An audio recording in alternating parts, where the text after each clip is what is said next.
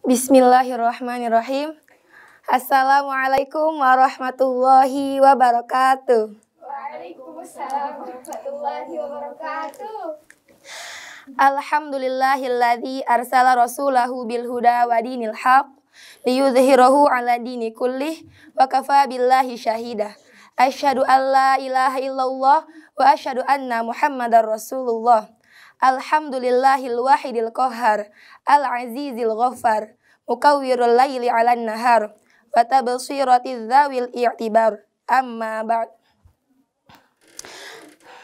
Awalan, laisa hunaka aj'alul kalimati ila kalimatu syukri ilallahi ta'ala alladzi qad wahabana ni'aman 'azimatan ni'aman katsiratan imma minas sihhati wal iman wal islam kama sya'urana al-yaum.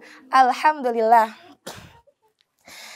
Sanian, as-salatu wassalamu yursiluhuma ila nabiyyinal mustafa wa rasulunal murtada wal khalilinal mujtaba wa huwa Rasulullah sallallahu alaihi wasallam. Alladzi qad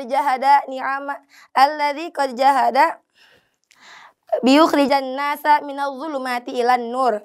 Salisan, ajlisuhuna sa'ablagha risalatan wa islamiyatan tahtal maudu abda'u bil basmalah, atau mengawali sesuatu dengan bismillah. Bismillahirrahmanirrahim. Teman-teman, ketika kita beraktivitas, mengerjakan kegiatan, sambil menjadikannya ibadah, ngerasa diawasi oleh Allah yang maha tinggi, yang kita tidak dapat melihatnya, namun dapat kita rasakan. Maka Allah akan turunkan dua nikmat yang sangat luar biasa. Apa itu? Rahman dan Rahim.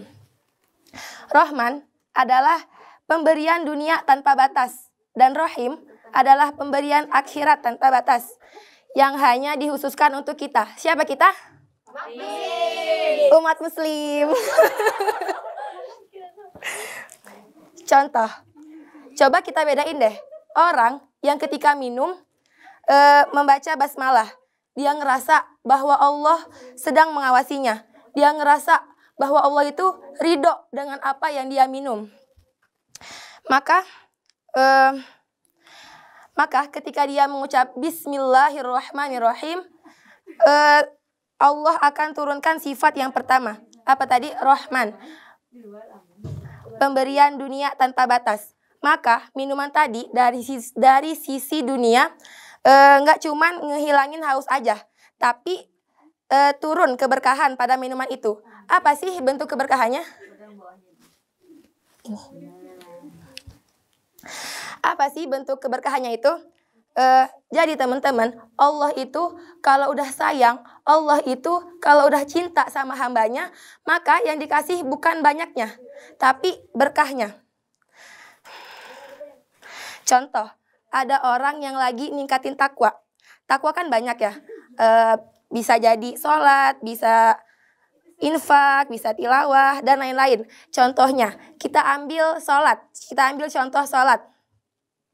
Ada orang yang cuman sholat fardu aja. Orang lain nih, sholat fardu aja. Nah, dia sholat ditambah sholat sunnah.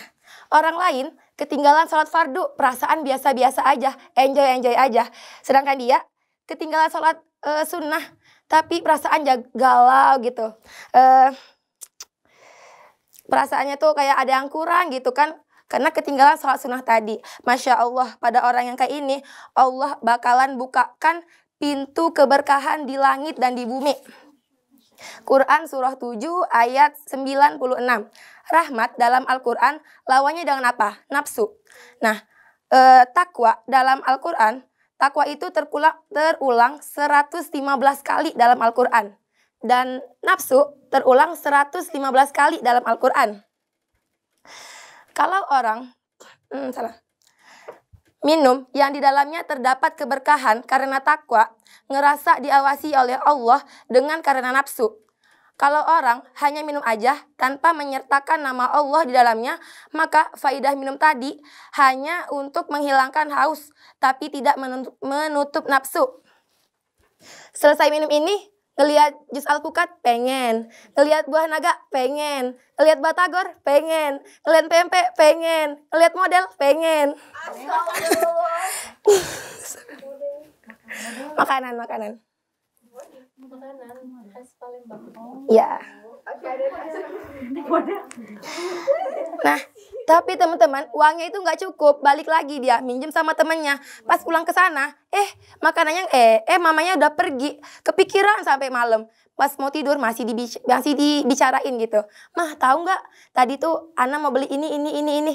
Tapi mamanya udah pergi. Pernah nggak sih gitu, teman-teman?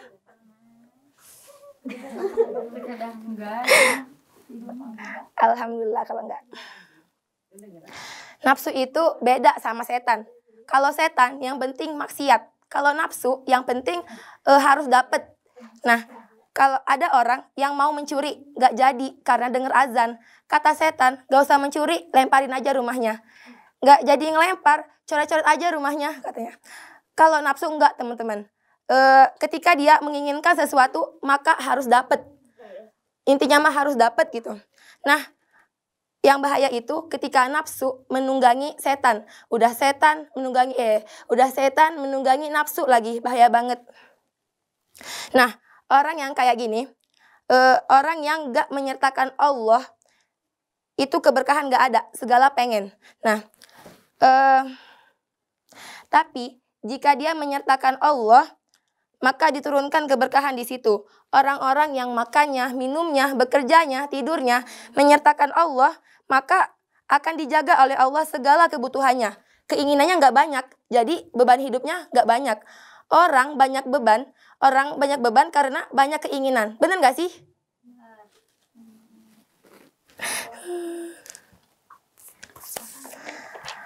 Ada orang yang minum hanya untuk menghilangkan haus aja, tapi nggak dibawa pulang ke akhirat. Ada pula orang yang minum sederhana kelihatannya, cuman air minum. Nah, tapi yang jadi persoalan itu bukan minumnya, tapi ketika dia minum sambil membaca bismillah, maka setiap hirupan minum yang dia minum itu akan mengantarkan dia pada pahala, akan menjadi ibadah. Itulah yang akan diberikan kepadanya saat ia kembali kepada Allah Subhanahu wa Ta'ala. Nah, sifat Allah yang maha memberi pahala ini disebut dengan Rahim, pemberian akhirat tanpa batas. Jadi, kalau kita hanya minum aja, itu yang didapatkan hanya kebaikan dunia. Tapi kalau disertakan dengan karena Allah, minum bismillah, pegang Quran bismillah, makan bismillah, pegang HP bismillah, maka kalimat itu yang akan mengantarkan kita pada pahala. Jadi teman-teman, buat kita, jangan ragu, jangan malu untuk ngingetin teman kita untuk baca basmalah di setiap kegiatannya. Bukan cuma makan aja, makan, minum aja, tapi semua hal itu harus diawali dengan basmalah, teman-teman. Terus kebanyakan dari kita tuh kalau lagi makan lupa, ingetnya pas di akhir, pas tinggal satu suap lagi. Akhirnya yang dibaca apa? Bismillahi awaluhu wa akhiruhu. Besoknya gitu lagi, Bismillahi awaluhu wa akhiruhu, dan seterusnya. Tapi alhamdulillah masih inget daripada enggak banget.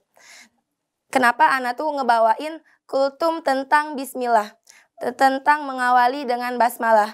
Karena ini tuh sering terjadi pada diri Ana pribadi.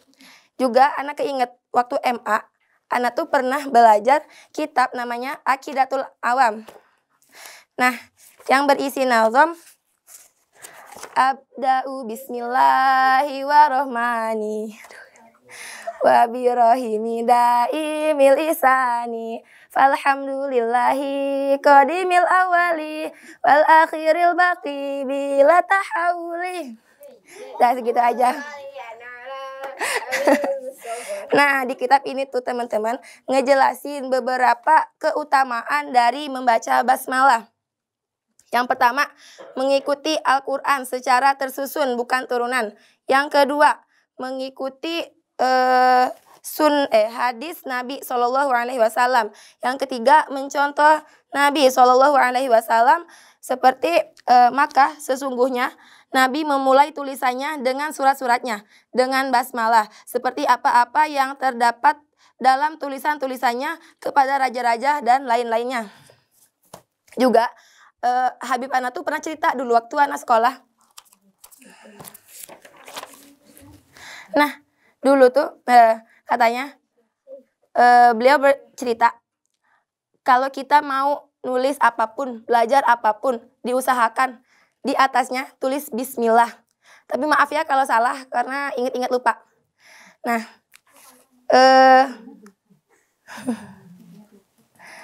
lupa ingat. Nah, kenapa alasannya tulis basmalah di atas sebelum kita menulis? Itu tuh semoga aja tulisan yang kita tulis itu menjadi barokah. Dan juga jikalau kertas yang kita tulis hilang gitu kan, nah orang lain menemukannya, itu tuh orang yang nemuin juga bisa dapat berkahnya gitu katanya. Saya rasa cukup sampai di sini. Ana rasa cukup sampai di sini. Mohon maaf apabila ada kesalahan pada Allah. Ana mohon ampun. Nah, nggak lupa kultum yang Ana bawakan ini adalah sebagian besarnya saya nonton kajiannya Ustadz Adi Hidayat, juga yang sebagian kecilnya dari Ana pribadi. Mohon maaf apabila ada kesalahan, kepada Allah Ana mohon ampun. Billahi taufik wal hidayah. Wassalamualaikum warahmatullahi wabarakatuh. Waalaikumsalam warahmatullahi wabarakatuh.